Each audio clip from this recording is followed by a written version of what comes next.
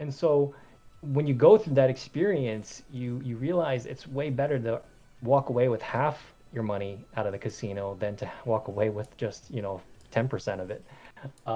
So Absolutely. it's definitely experience thing. And even though I'm telling you guys this, you don't really feel it until you actually go through it. Like you can't really truly empathize and understand and be mentally disciplined until you go through it. And I always tell these guys that come in the crypto space, you're going to have to go through a bear market. You cannot win in this game without going through a bear market. You're not going to win overnight. Even if you make that crazy 50x leverage and you got lucky and suddenly overnight you make $1 million, you're going to lose it. You're going to lose it because when you make it that fast, you're going to want more when the bull market still goes, and you're going to keep going and going until that death blow comes, and then you don't know what to do with it. You have no plan, and you're going to bag hold it down negative 90%.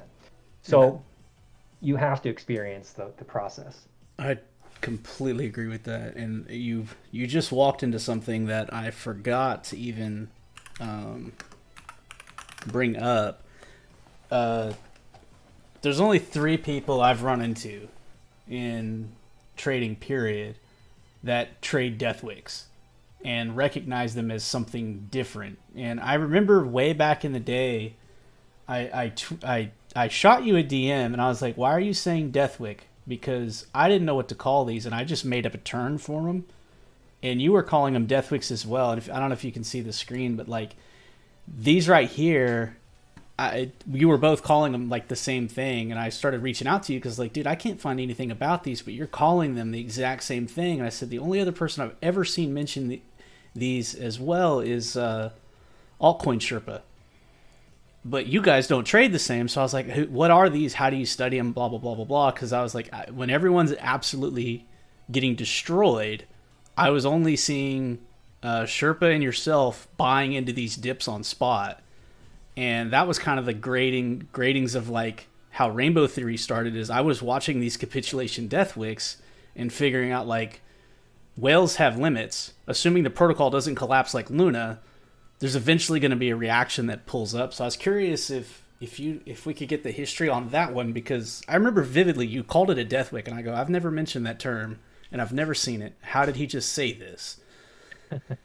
Yeah, I mean, I guess I did call it Deathwicks, but I honestly can't remember where I got that from. Maybe it was just reading it randomly in Moonshot Discord from folks. Maybe other people had the same idea and I just ran with it. I can't even remember if I made it up or it just seemed obvious or I heard it around. But yeah, I mean, because I mean, it's a wick, right? It's a wick, and it's also a really bad dump. So I mean, it's like a death blow for most people because it liquidates so many people. So I think it's just maybe uh, this just automatic mind share that's what you want to call it. But yeah, I mean, it's always an opportunity to trade those. I think they're fairly easy to trade. Um, well, Not let me emotionally. step let me walk back that. Hold on. It's hard to trade it if you're knife catching because you don't know how deep it's gonna go. But it's easy to trade when it starts forming the impulse lows or impulse highs. Can And you so show that's us how you when look at that on your screen? sure, let's see. I'd have to find a Deathwick. Let me Um pull. I'm gonna try to switch over and see if it works. And it looks good. Good. So you're live. okay. All right. Um what was a bad time? The COVID one's really good. Whoops. Yeah, the COVID dump. I like that one. Because I remember we used to joke in Moonshot, and they were like, "Oh, this is a good one. It shut down Binance and Coinbase. Let's go hard." Like we would judge it if it actually turned the servers off. All right, can you see my screen? Mm-hmm. All right. Um, okay, so death wicks, it really depends on what time frame you're trading. But generally, when we talk about death wicks, they happen so fast and they liquidate so fast. It's probably going to happen in like an hourly, I'd say, typically. Oh, what happened to my bars? Here it is. Um, and so uh, it reset me all the way back to 2023. Jesus. If people don't Let's. know, this is a lot of what you see is a custom tool that he makes, the multi tool. Oh yeah, yeah. if people are interested in that, let me know. I might open it up again for folks. I don't really. I mean, it's not a like a money maker for me. I just have it, but try to keep it kind of exclusive so it's not just free handouts. Holy crap! I'm only in 2022. Oh, okay, I should probably just jump there, replay if I can't get there quickly enough. That's the one I remember. Is the impulse was so sharp on the hourly. I I I was sitting there trying to log into Coinbase on two different computers and wiring in every dollar I had in the bank account to just buy Bitcoin under 4K. It was the best because I think this is it. No, that's May. It was the best because so BitMEX it was well it wasn't the best at the time because it was very emotional roller coaster. Literally the entire books of BitMEX when it hit the low of the $3,200 on BitMEX, I think there was literally like $8 million of bids left in the order books, and if those $8 million get nuked, it literally would go to zero. And BitMEX was essentially driving the market at the time. Like they were like the de facto exchange. Holy crap, this doesn't go back to 2020? All right, this is dumb. All right, You have to do can the I replay. jump there? How do I jump there? There used to, I think that next to the 1 5 and all, I think you can type in the date on the bottom left. Okay, hold on. I'm scrolling quickly now. This is working.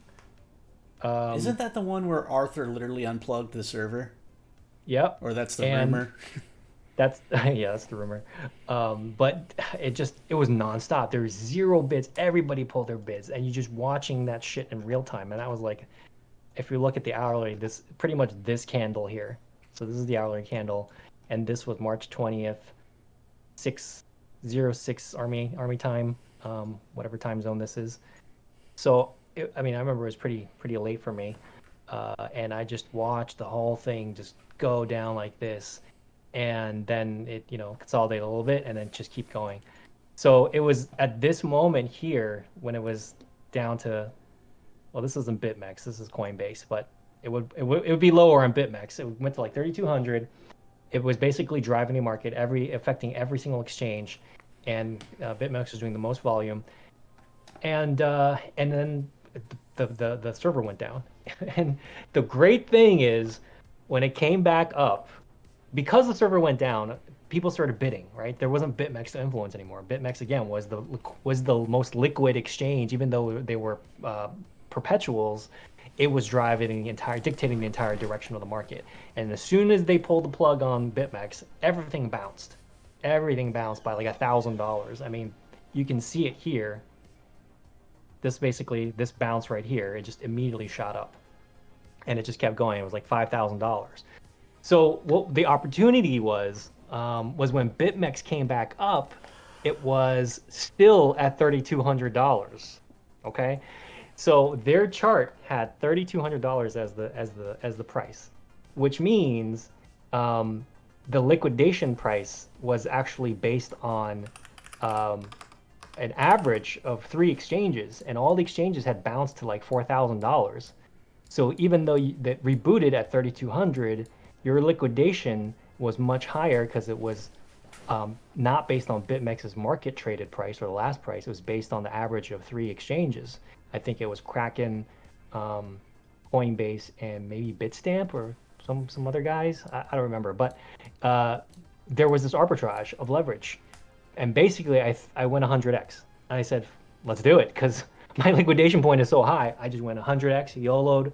I threw in like a Bitcoin and a half or something like that. I mean, it wasn't a lot at the time. It was only like, again, it was worth $3,000, $4,000. I might have bought it for like 6,000. But I threw in like one something Bitcoin in there at 100x leverage. So basically, I had 100 something Bitcoin position, and and I didn't get liquidated because my liquidation point was so high. And then that's what happened, and it just kept pumping for like an hour, and just kept pumping and pumping, pumping, and it shot up to like $5,700, and I had to go to sleep. It was like super late for me, and by the time I woke up, I think it was like somewhere, I don't know, around here before it fell back down, and I ended up I'm making like, I don't know, 15 Bitcoin from the trade, Oh. and uh, and I cashed out, which I shouldn't have, in hindsight, because I even told myself, I said, this is such a good entry. This is such a good entry just for clout and just to be on the charts. Maybe I shouldn't close it. And I was on the brink of not doing that and letting it run to like maybe like I don't know, whenever I felt that it was gonna crash, but I was just gonna be like, okay, if it gets liquidated, it gets liquidated. I had such a good position, and I didn't. But imagine if I did that and how much clout I would have if I let it run to like whenever BitMEX got pulled because of the Arthur investigations. I think it happened in like September. Um, When isn't there an and Arthur investigation?